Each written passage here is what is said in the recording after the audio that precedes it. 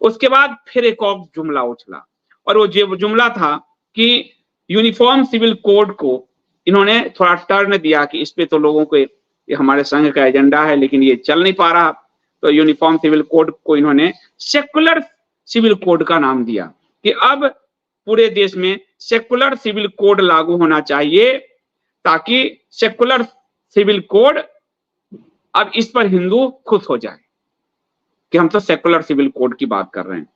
फिर से इनका दोहरा चेहरा बता रहा हूं, यही 21वां विधि आयोग प्रधानमंत्री मोदी ने ही इसका गठन किया था। 31 अगस्त 2018 को इस 21वें विधि आयोग ने जो लिखा है वह आपको पढ़कर बताता हूं।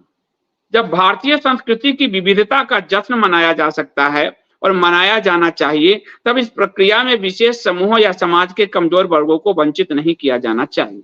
इस पर विवाद के समाधान का संकल्प सभी विभिन्नताओं को खत्म करना नहीं है, इसलिए समान नागरिक संहिता न तो इस स्टेज पर जरूरी है न ही वांछित है। यह मोदी सरकार कमिटी गठित करके कह रही है और लाल किला पर झूठ बोला जा रहा है।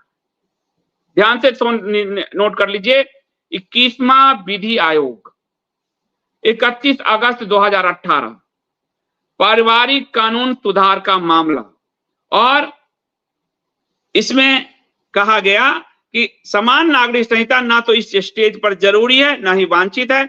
अधिकांश देश अब विभिन्नताओं को मान्यता देने की ओर बढ़ रहे हैं। इसका अस्तित्व भेदभाव नहीं है बल्कि एक मजबूत लोकतंत्र का संकेत है।